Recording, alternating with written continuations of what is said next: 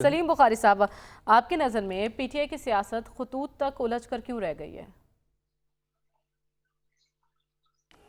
بہت شکریہ آپ کا مریم. گزارش یہ ہے کہ وہ ایک ضدی بچہ ہوتا ہے نا جس نے کسی صورت ماننا نہیں ہوتا ہے.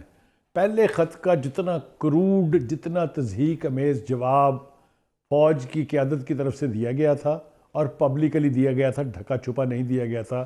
ہم نہ آپ کا لیٹر پڑھنے میں انٹرسٹڈ ہیں، نہ ہم اس کو ریسیو کرنا چاہتے ہیں، اور یہ ایک قیدی کی سازش ہے جو ہم نے ناکام بنا دی ہے. مجھے بتائیں اس سے زیادہ کروڈ ریاکشن کوئی ہو سکتا ہے؟ لیکن آپ نے کہا نہیں میں تو نہیں مانتا، پھر لکھوں گا خط. پھر لکھا، اس سے کرخت جواب آیا. پھر لکھا، اس سے کرخت جواب آیا. جب چوتھے کی بات ہونے لگی تو پھر چیف صاحب کو خود بولنا پڑ گیا.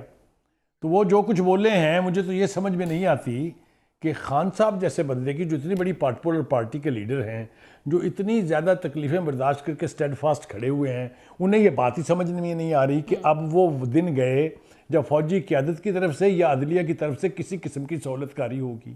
مجھے بتائیے اس کے لیے کون سی آپ کو راکٹ سائنس چاہیے سمجھنے کے لیے کہ اس وقت کی فوجی قیادت آپ سے بات کرنے میں انٹرسٹڈ نہیں ہے؟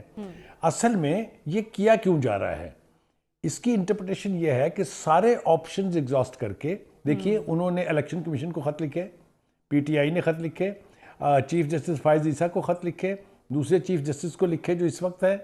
خطوط کا یہ خطوط غالب کا جو سلسلہ ہے یہ الٹیمیٹلی یہاں تان ٹوٹے گی کہ جی ہم نے ملک کے اندر تو سارے آپشن ایکسپلور کر کے دیکھ لیے، ہماری بات سنی نہیں گئی.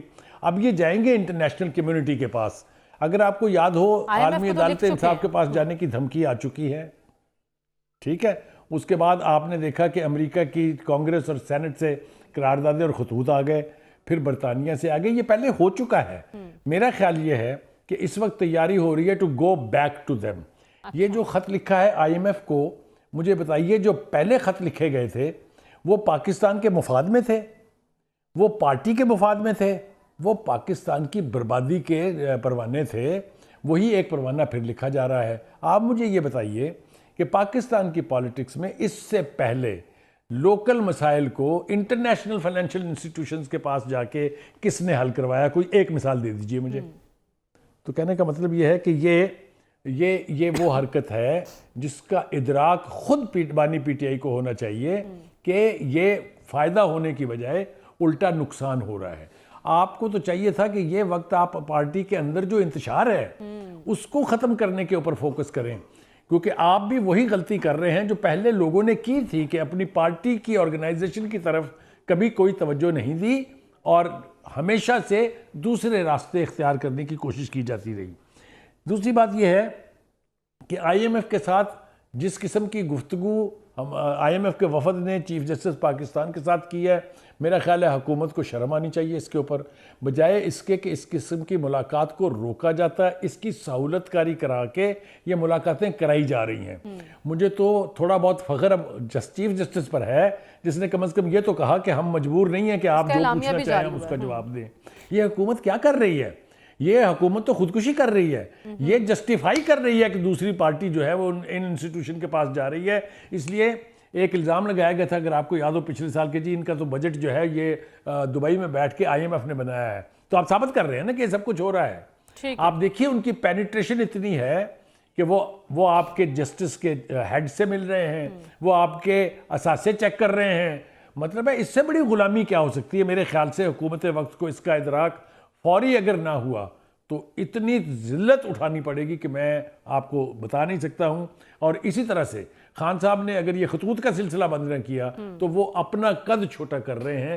اور میرے خیال سے ان کی پارٹی کو بھی اور ان کی پارٹی کے لوگوں کو بھی انہیں مشورہ دینا چاہیے کہ وہ خط بازی کو چھوڑیں اور پارٹی میں جو کچھ ہو رہا ہے. یہ شیر افضل مروت کی مسئلہ یہی ہے نا کہ وہ پارٹی میں کسی کی سنتے ہی نہیں ہیں. سلیم بخاری صاحب، یہ تو ہم شروع سے سن رہے ہیں کہ پی ٹی آئی میں دو گروپ ہیں، ایک وکلا گروپ، ایک سیاسی گروپ، اور ایک گروپ ہے جو ہمیشہ ڈومیننٹ ہونے کی کوشش کرتا ہے.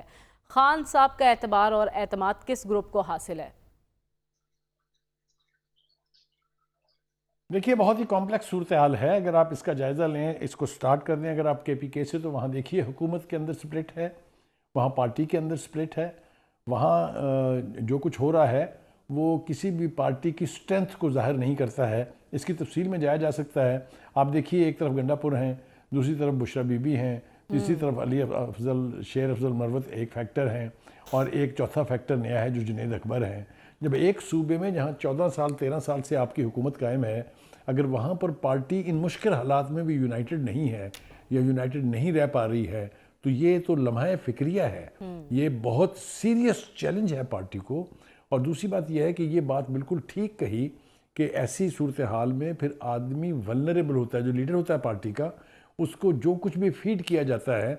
जो सबसे बड़ा जुल्म किया खान साहब के साथ उनके अपने रुफ़का ने, वो ये कि इतनी रोज़ी पिक्चर पेंट की उनके जेल में जाने के बाद उनके लिए, और उनको ये तासर दिया कि आपकी एक आवाज़ से लोगों की पेंटें ख़राब हो जाती हैं, लोग कांपने लग जाते हैं, आपने तो बस तबाह कर दिया है। वो जो रोज़ी पिक्चर दिखाने का अमल है, असल में रेस उसकी है कि कौन ज़्यादा रोज़ी पिक्चर दिखाता है। शेर अफजल मरवत चूँकि he has a big mouth, कोई दो राय नहीं इसके बारे में, वो जो दिल में आता है क्या गुजरते हैं, इसलिए उनकी मुखालफत के अंदर बहुत सारे इंटरनल ग्रुप जो हैं वो एक हो गए। खान साहब को ये फैसला करने से पहले 10 मरतबा सोचना चाहिए था, इसलिए कि जो सबसे बड़ा क्रेडिट है शेर अफजल मरवत का वो ये कि जब बानी जेल गए थे तो लोग जो हैं उन्होंने 3-4 काम किए थे। कुछ तो दूसरी पार्टियों में चले गए, कुछ रूपोश हो गए, कुछ डर के मारे दबक के घर बैठ गए, और कुछ ने तो यानी जो एस्टेब्लिशमेंट है उससे कहा हमें किसी केसों में, ये मैं हवा में बातें नहीं कर रहा हूँ, हमें किसी केस में गिरफ्तार कर ले ताकि हम आराम से जेल में बैठ जाए जाके। ऐसे में कौन था वो शख्स जिसने पार्टी को और पीटीआई की एहतजाजी सियासत को आगे बढ़ाया, और बड़े ढंग से बढ़ाया। जो बड़े बड़े मार्के हैं पीटीआई के एहतजाज के हवाले से, उनमें शेर अफजल मरवत का कद काट बहुत बड़ा है, लिहाजा उसको रिकग्निशन मिलनी चाहिए, उसकी मुखालफत नहीं होनी चाहिए। मैं समझता हूँ कि इस वक्त इसका नुकसान होगा। दूसरी बात यह है कि एक पार्टी के अंदर जो चार्जशीट लगाने का रवाज है, ये बातें बाहर के लोग कहें तो समझ में आती है। कोई कहता है कि जी गंडापुर साहब जो है वो विकेट के दोनों तरफ खेलते हैं, ये पार्टी के लोग कह रहे हैं। कोई कहता है गौहर खान एस्टैब्लिशमेंट के आदमी हैं, कोई मरवत के बारे में भी ऐसी ही बातें करता है। तो कहने का मतलब ये है कि जहाँ ऐसे मुश्किल हालात में जब बानी जो है वो अपनी सर्वाइवल की कह लीजिए या पार्टी की रिसरेक्शन की जंग लड़ रहे हैं, उनकी नाक के नीचे अगर लोगों में ये सब कुछ होगा तो इसका पार्टी को बहुत खौफनाक नुकसान होगा, और हो रहा है। ये जो एस्टैब्लिशमेंट का रवैया है खतूत के हवाले से, जिसका जिक्र हमने पहले सेगमेंट में किया, वो इसीलिए है कि वो एस्टैब्लिशमेंट समझती है कि पार्टी वीकन हो रही है। एक आखिरी बात अर्ज कर लेते हैं, जहाँ तक खतूत का ताल्लुक है, डॉक्टर साहब ने बिल्कुल ठीक बात कही कि रिवाज ये होता था कि एक ख़त मीडिया को रिलीज़ कर दिया जाता था और फिर उसके बाद उसको वहाँ छोड़ दिया जाता था ताकि उसके ऊपर डिबेट जनरेट हो। लेकिन ये खतूत अजीबो गरीब नौयत के, इनकी कोई फिजिकल एग्जिस्टेंस है ही नहीं। ठीक है, आप अंदाज़ा कीजिए कि वो क्या नाम है उस वकील का, वो फैसल चौधरी साहब बाहर आके लोगों को और मीडिया को बता रहे हैं कि बानी ने एक खत लिखना है जिसमें ये 5 पॉइंट होंगे। खुदा के वास्ते कोई ख्याल करे, उस बंदे की ग्रेस का और उसकी डिग्निटी का ख्याल रखें जो जेल भुगत रहा है। बाहर अच्छा आप मुझे बताइए, गौहर, बैरिस्टर गौहर जो चेयरमैन है, वो कहते हैं मैंने ना खत देखा है ना पढ़ा है। तो भाई आपने उसके ऊपर प्रेस कॉन्फ्रेंस करके पूरी कौम को पॉइंट कैसे बता दिए थे? तो ये सूरत हाल है, इसका नुकसान होगा पार्टी को। मेरे ख्याल से इसके ऊपर गौर करने की जरूरत है। बरमाने की सूरत हाल इख्तियार करती जा रही है ये सारी सिचुएशन। लेकिन आप कह रहे हैं कि जब ऐसे मौके पर जब पार्टी ऑलरेडी एक मुश्किल सूरत हाल से दो चार है, बानी पीटीआई को कम से कम ऐसे फैसले नहीं लेने चाहिए कि किसी को पार्टी से निकाल दिया जाए।